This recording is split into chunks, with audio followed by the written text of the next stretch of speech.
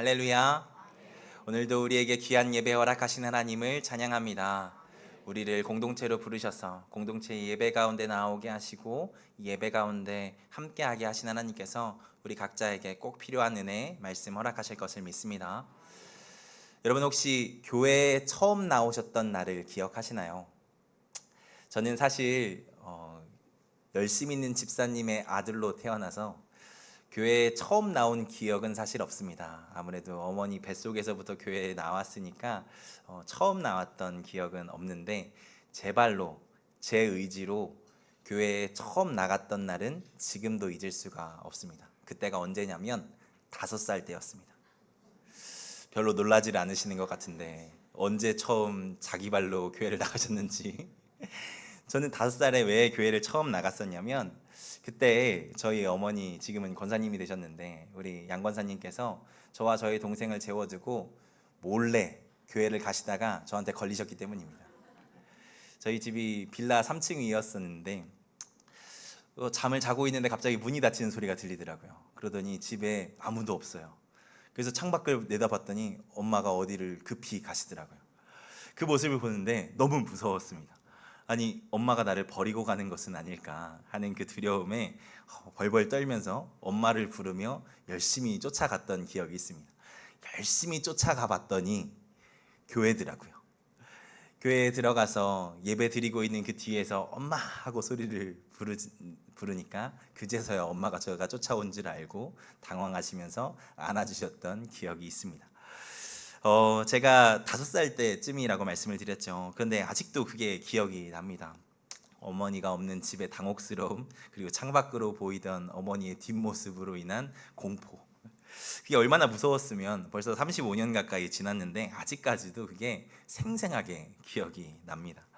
사실 제가 하나님의 은혜를 잘 모르고 사랑을 잘 모르고 교회라는 공동체에 대해서 그것이 얼마나 크고 중요한 것인지 잘 모를 때는 어머니의 행동이 이해가 가지 않았습니다. 아니 애를 두고 교회를 간다고? 이거 좀 너무 이상한 거 아닙니까? 뭐 좋은 거 있다고. 여러분 뭐 좋은 게 있으셔서 이 쉬는 날 하나님의 은혜를 사모하며 이 전에 나오셨습니까? 저는 이 자리에 계신 모든 분들은 뭐가 좋은지 다들 아시는 분들인 줄 믿습니다. 저도 그것을 감사하게 너무 늦지 않게 알았던 것 같습니다. 그래서 저도 시도 때도 없이 교회를 가서 그곳에서 기도도 하고 또 머무르기도 하고 그러다 보니까 결국에는 이렇게 아예 교회에 살게 됐잖아요. 오늘은 이 좋은 교회, 공동체에 대해서 같이 나눠보려고 합니다. 우리를 살게 하는 공동체, 교회 안에서 교회로서 우리가 어떻게 살아가야 하는지를 말씀을 나눌 텐데 그 안에서 하나님께서 주시는 놀라운 은혜가 우리 가운데 있기를 소망합니다. 그러면 먼저 교회는 어떤 곳입니까? 저는 교회를 잘 표현하는 단어 중에 하나가 공동체라고 생각합니다. 공동체는 그 이름에 담겨 있는 그 의미와 같이 여러 사람들이 모여서 한 몸이 된 것처럼 기쁨과 슬픔과 아픔과 고통을 나누는 모임을 이야기하죠. 우리는 교회를 생각하면 건물을 생각하는 경우가 참 많이 있습니다. 우리 교회처럼 상가에 있는 교회든지 아니면 단독 건물로 있는 교회든지 아니면 옛날에는 비닐하우스에도 있고 컨테이너 박스에도 교회가 있었다라고 하잖아요. 그런 건물을 떠올리게 되는 경우들이 많이 있죠. 그런데 첫 교회는 건물 같은 것이 따로 없었습니다. 브리스길라의 집에 모여 있으면 그곳이 교회였고 빌레몬의 집에 사람들이 모여 있으면 그곳이 교회였습니다. 어떤 건물을 교회라고 부르지 않았다라는 것이죠. 분명히 성경은 공동체를 그렇게 사람들, 특별히 성도들의 모임을 교회라고 불렀습니다. 사도 바울의 교회를 향한 설명도 그렇죠. 오늘 말씀에서 사도 바울은 공동체를 설명하면서 한 몸이라고 이야기를 했습니다. 서로의 역할이 다른 그런 지체들이 같이 모인 몸. 하지만 결코 떨어질 수 없는 성도들의 모임인 몸. 눈이 코더러 쓸데없다 할 수 없고 귀가 입더러 가치 없다 하지 않는 몸 말입니다. 다 같이 모여 서로 희노애락을 공유하는 한 몸이 되는 것을 바울은 교회라고 이야기하지요. 오늘 말씀을 잘 보면 사도 바울은 그 한 몸이 되는 것에 대해서 상당히 비중 있게 이야기하고 있는 것을 알 수 있습니다. 바울은 오늘 말씀 전체에서 공동체 안에서 살아가는 삶에 대해서 이야기를 하고 있죠. 12절의 말씀을 보면 긍휼과 자비와 겸손과 온유와 오래 참음을 그 이야기를 하고 있지 않습니까? 이 삶은 혼자인 삶에서는 결코 행할 수 없는 덕목들입니다. 이것들은 공동체 안에서 살아갈 때 필요한 덕목들이죠. 13절과 14절에서 이야기하는 내용들도 다 공동체 안에서 살아가는 삶에 대해서 이야기를 하는 것입니다. 피차 용납하고 서로 사랑하는 것, 이게 다 공동체 안에서 살아가는 삶에 대해서 이야기하는 것이지 않습니까? 바울은 그리스도인, 그러니까 오늘 본문 12절에서 이야기하는 하나님께서 택하셔서 거룩하게 하신, 그렇게 하나님의 사랑을 받는 자들은 혼자 살아가는 자들이 아니라 함께 살아가는 자들이라고 말하고 있는 것입니다. 하나님께서 허락하신 공동체, 교회 안에서 연합하여 살아가는 사람들이 그리스도인이라는 것이죠. 사실 부끄럽지만 저는 신앙생활에 있어서 교회가, 공동체가 그렇게 중요하다라는 것을 잘 몰랐던 사람입니다. 예수님만 잘 믿고 혼자서 신앙생활 잘 하면 되는 것 아닌가, 그런 생각을 한 적도 있죠. 그런데 삶을 나누고 그 속에서 일어나는 수많은 문제들을 나누며 그 기도의 제목들을 함께 기도하는 공동체를 만나 보니까, 한번 경험해 보니까 신앙생활에서 교회 공동체가 그렇게 중요한 것이라는 것을 알게 되더라고요. 내 아픔으로 인해서 저 사람이 울어주고, 내일의 어려움을 위해서 저 사람이 그렇게 간절하게 기도해주고, 내가 좋은 일을 경험했는데 나보다 더 기뻐해주고 축하해주는 그런 공동체를 한번 만나보니까 교회가 진짜 하나님의 선물이구나, 이 안에서 내 믿음이 지켜지고 살게 되는 은혜를 경험하게 하시는구나, 교회가 정말 하나님이 주신 선물이구나 알겠더라고요. 저는 우리 사랑하는 성도님들께서 우리 교회 안에서 그런 은혜를 경험하게 되기를 소망합니다. 에바다 교회 안에서 영혼이 살게 되는 은혜를 경험하는 축복이 우리 가운데 있기를 소망합니다. 저는 하나님께서 우리를 교회로, 공동체로 부르신 분명한 이유들이 있다라고 믿습니다. 그 중에 하나는 우리가 정말 연약하기 때문이죠. 예수님께서는 양 같은 우리를 이리가 득실득실한 세상으로 보내는 것 같아 가슴 아파하며 말씀하신 그 본문들이 복음서에 있지 않습니까? 그 세상 가운데 우리는 혼자 살아갈 수 없습니다. 여러분, 이리가 양 무리 가운데 어떤 양을 노립니까? 다 같이 뭉쳐 있는 양, 그 무리 가운데 한가운데 있는 양을 노립니까? 절대 그렇지 않죠. 따로 떨어져 있는 양, 혼자 떨어져 있는 양을 노립니다. 그래서 그 혼자 떨어져 있는 양을 위해 예수님께서는 어떻게 하신다라고 이야기하십니까? 99마리의 양을 두고 찾으러 가신다라고 말씀하시죠. 99마리가 안 귀해서가 아닙니다. 다 귀하죠. 그들도 떨어져 한 마리가 되면 아마 예수님께서 찾으러 가실 것입니다. 그런데 그래도 99마리는 서로 함께하고 있기 때문에 그 공동체에 두고 한 마리를 찾으러 가시는 분이 우리 예수님이라고 말씀은 이야기하지 않습니까? 그런데 요즘에 보면 예수님이 하나님이시기에 망정이지, 저 같은 한계를 가진 인간이셨으면 참 힘드시고 답답하셨겠다라는 생각들을 하게 됩니다. 요즘에 공동체 없이 신앙생활을 하려는 사람들이 정말 많이 있잖아요. 물론 그전에도 굳이 공동체가 있어야 하나, 교제가 있어야 하나 의문을 가지시는 분들도 있었던 것 같지만, 코로나라는 시간을 지나고 나서 많은 이들이 정말 한 마리의 양이 되려고 하는 사람들이 참 많아진 것 같습니다. 그냥 경건서적 많이 읽고 성경책 많이 읽고 혼자 기도하면 되는 것 아닌가 하면서 말이죠. 여러분, 그런데 혼자 하면 될까요? 왜 작심삼일이라는 말이 있겠습니까? 결국에는 혼자 하다가 넘어지고 쓰러지는 순간을 맞이할 수밖에 없기 때문이지 않겠습니까? 우리가 예수님이 아니잖아요. 안타깝게도, 그리고 당연하게도 우리가 만약 홀로 신앙생활을 한다면 분명 그렇게 넘어지는 순간들을 맞이하게 될 수밖에 없을 것입니다. 그런데 잔인한 것은 홀로 떨어져 있으면 그렇게 넘어지는 순간에 아무도 나의 넘어짐을 눈치채지 못할 것입니다. 그리고 아무도 내가 넘어진 것을 눈치채지 못함으로 말미암아 아무도 나를 돕지 못하는 상황이 되겠지요. 그래서 오늘 말씀에서도 바울이 평강을 위하여 한 몸으로 부름을 받았다라고 이야기를 하는 것이지 않겠습니까? 이 혼란하고 혼탁하고 실패하기 쉬운 세상에 우리가 어떻게 하나님의 평강을 계속해서 누리며 살아갈 수 있겠습니까? 그것은 혼자 힘으로 되지 않는다라는 것입니다. 공동체 안에, 한 신앙 안에 있는 공동체원들과 한 몸을 이룰 때 누릴 수 있는 것이라는 것이죠. 물론 우리 하나님, 우리의 신앙을 결국에는 견인하셔서 구원하시겠지만 그보다 먼저 우리의 믿음을 지키고 도우시기 위해 주신 것이 공동체, 교회라는 것을 기억하셔야 한다라는 것입니다. 그래서 우리의 믿음의 선배들도 사도신경에서 뭐라고 고백하게 합니까? 성도가 교통하는 것을 믿는데요. 세번역 사도신경의 고백을 이야기를 하면 성도의 교제를 믿는다라고 이야기를 합니다. 하나님께서 함께하게 하신, 교제하게 하신 공동체 교회가 그렇게나 중요하다라는 것입니다. 그래서 사랑하는 여러분, 우리 교회 안에서 귀한 신앙의 교제들을 하며 한몸됨을 경험하며 또 그 안에서 은혜를 누리고 믿음이 더욱 깊어지는 은혜가 우리 가운데 있기를 소망합니다. 오늘 말씀에서의 바울은 그런 공동체를 한 몸이라고 부른다라고 또한 말씀을 드렸죠. 이것은 방금 이야기한 것처럼 교제하고 그 안에서 끈끈하여 지는 것을 이야기하는 것입니다. 그런데 이것만을 또한 강조하는 것이 아니기도 합니다. 바울은 항상 이 공동체, 교회가 한 몸이라는 것을 이야기할 때 그 몸에는 머리가 있다는 것을 이야기하며 그 머리가 되시는 분이 있음을 강조하죠. 골로새서에서도 오늘 말씀을 이야기하기에 앞서 3장까지 그 이야기와 그 주장을 강조하기에 앞서 1장에서부터 예수님이 바로 그 몸의 머리가 되신다라는 것을 강조하며 이야기를 합니다. 골로새서 1장 18절의 말씀, 이 말씀 같이 읽겠습니다. 시작. 그는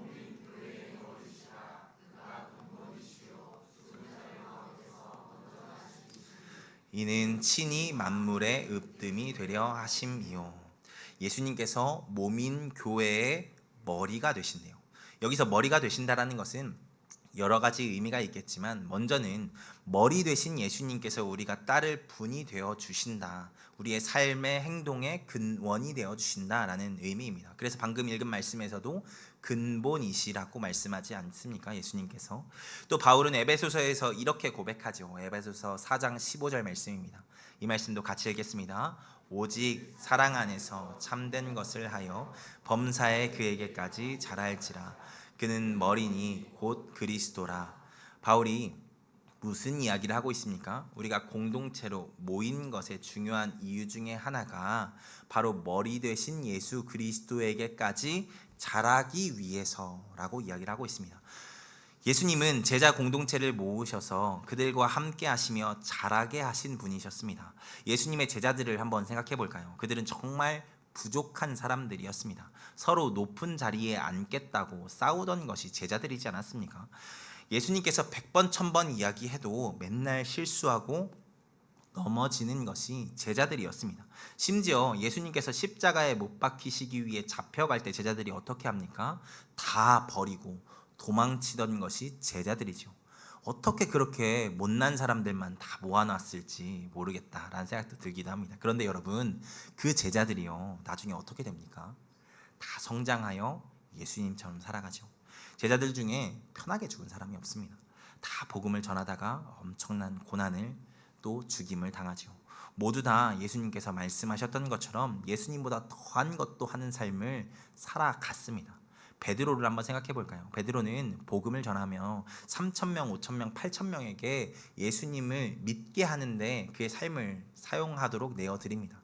또한 그의 죽음도 대단하지 않습니까? 예수님처럼 똑같이 십자가에 매달려 죽을 수 없다 하여서 거꾸로 매달려 죽은 것이 베드로입니다. 어디 베드로뿐입니까? 어떤 이는 목이 잘려 죽고, 어떤 이는 유배를 당했고, 어떤 이는 심지어 살가죽이 다 벗겨지면서까지도 복음을 전하는 삶을 살았습니다. 그 부족했던 제자들이 결국에는 다 이렇게 엄청난 믿음의 사람들이 되었다라는 것입니다. 어떻게 그 부족했던 제자들이 이렇게 믿음의 거장들이 되었을 수 있었던 것입니까? 그것은 그들을 예수님께서 공동체 안에 품어주시고 훈련시키셨기 때문입니다. 그들이 예수님께서 주인 되셨던 공동체 안에 있었기 때문이라는 것이죠. 그 공동체 안에서 예수님께서 하시는 말씀을 들었고, 그 공동체 안에서 예수님께서 살아가시는 삶을 옆에서 보았고, 그 공동체 안에서 예수님께서 시키시는 훈련을 받았기 때문에 예수님과 같이 성장할 수 있었다는 것이죠.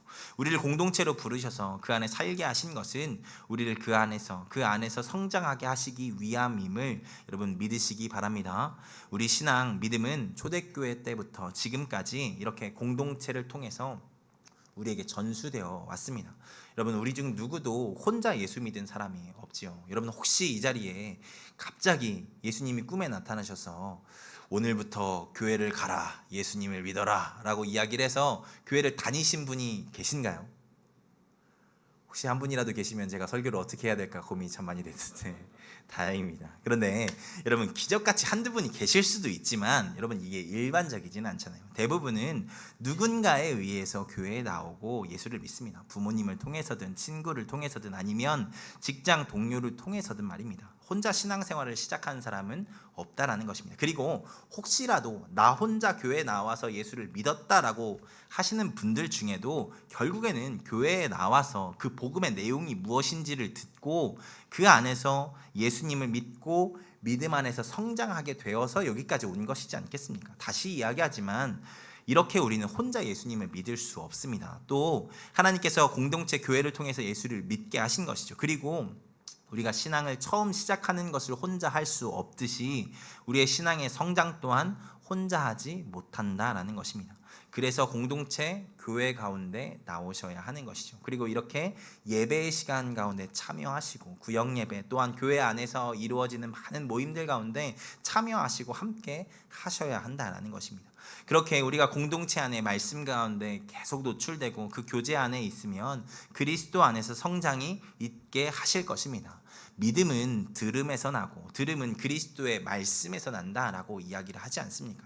바라기는 우리 귀한 공동체 에바다 교회에서 깊이 있는 교제를 경험할 뿐 아니라 건강한 믿음의 성장도 경험하는 우리 모든 성도님들 되시기를 축복합니다. 여러분, 늑대 인간의 이야기 동화로 읽으셔서 다들 알고 계시죠? 그런데 여러분, 이게 실제로 있었던 이야기를 각색한 것이라는 것도 아십니까? 인도에서 늑대에게 길러졌던 소년 둘이 발견되어지는 사건이 있었다라고 하죠. 그들을 늑대 가운데서 구조해서 사람들에 의해서 이제 다시 사람들의 공동체 안에 데리고 온 사건이 한번 있었습니다. 그런데 여러분, 이 사람들은 어떻게 됐는지 다들 아시죠? 결국 둘 다 단명하게 됩니다. 적응을 못한 것이죠. 이 이야기를 통해서 우리가 뭘 알 수 있냐면 늑대 가운데 있어도 그 안에서 배우는 것이 있다는 것입니다. 그리고 사람 안에 공동체 안에만 있어도 그 안에서 자연스럽게 습득하게 되는 무언가가 있다라는 것입니다. 그것이 없었기 때문에 이 소년들이 결국에는 단명하게 된 것이지 않겠습니까? 교회도 그렇습니다. 교회 공동체 안에 있는 것만으로도 배우고 성장하는 것이 있습니다. 무엇을 배우고 어떻게 성장합니까? 여러 가지가 있겠지만 궁극적으로는 마지막 때 하나님 나라에서의 삶을 교회에서 배우고 그 나라에 합당한 자로 성장하게 되는 것이 교회 안에서의 생활이라고 저는 믿습니다. 우리는 그 삶을 소망하며 살아가는 자들이잖아요. 그렇게 소망하는 자들이 들어갈 곳, 그곳이 천국 하나님 나라이지 않습니까? 그래서 교회를 어떤 신학자는 하나님 나라의 표지라고 이야기를 하기도 하더라고요. 완성된 하나님 나라라고는 할 수 없지만 그 안에 있는 사람들, 이 교회 안에 있는 사람들이 결국엔 천국에 들어갈 것이고, 이 교회 안에 있는 사람들이 그 안에서의 천국 안에서 하나님 나라 안에서 교제를 하게 될 것인데, 그 완전한 하나님의 나라가 아닌 이 땅에서부터 교제를 함을 통하여서 그 완전한 하나님 나라에서의 살아갈 삶들을 준비하는 것이 교회라는 것이죠.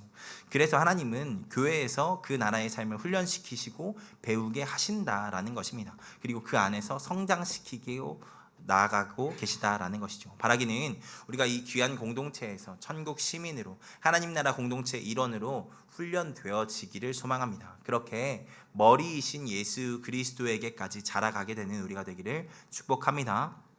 여러분, 그리고 나아가서 예수님께서 우리의 머리가 되신다는 것에 대해서 또 하나 중요한 의미를 우리가 기억하고 나아가기를 소망합니다. 그것은 우리가 공동체로 부름받은 목적이 머리 되신 그리스도의 영광을 드러내기 위함이라는 것입니다. 제가 정말 존경하는 목회자이자 신학자인 보네퍼라는 분은 이런 말을 했습니다. 예수님은 공동체로 현존하신다라고 말입니다. 멋진 말이지만 무슨 말인지 조금 이해하기가 어렵죠. 조금 더 쉽게 풀어서 말씀드리면 예수님께서 지금도 현존하심, 살아계심을 우리가 알 수 있는 비결이 있는데 그게 바로 뭐냐면 교회라는 것입니다. 상당히 도전적인 선포이지요. 왜 그렇습니까? 교회가 그리스도의 몸이기 때문에 그렇습니다.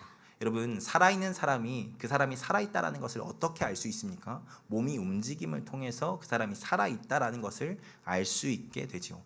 그리스도의 몸인 교회 또한 그 움직이는 것을 통해서 머리이신 그리스도의 현존, 지금도 살아계심을 세상에 알리도록 부름 받았다라는 것입니다.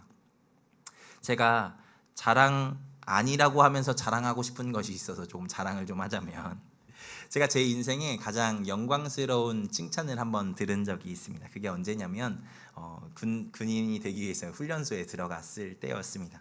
논산에서 입대해서 훈련을 받는데 아무래도 일상적인 삶과 완전 다른 삶을 살다 보니까 힘든 상황들이 많이 있었겠죠. 그리고 또 어려웠던 것이 이 군대에 있으면 쉬는 꼴을 잘 못 보는 것 같습니다. 그래서 정말 쓸데없는 짓을 주말에도 이렇게 시키시더라고요. 그때도 한 번은 운동장에 있는 돌을 한쪽에다 다 모아놓으라고 하시더니 그 돌을 다시 다 펼쳐놓으라고 이야기하는 그 상황 가운데 있었어요. 이걸 왜 하고 있나 라는 생각들이 있었는데, 제가 그때도 그냥 긍정적으로 어차피 군대에 있으니까 하면서 그냥 하하호호 하면서 즐겁게 그 봉사를 하고 있었습니다. 그러니까 제가 그렇게 너무 불편해하지도 않고 불평도 하지 않는 모습을 보면서 어떤 친구가 저한테 그렇게 얘기를 하더라고요. 야, 상호야, 내가 종교는 불교인데 너를 보니까 하나님이 진짜 살아계시는 것 같긴 하다. 어떻게 이 상황에서 웃을 수 있니? 라고 하면서 칭찬을 해주더라고요.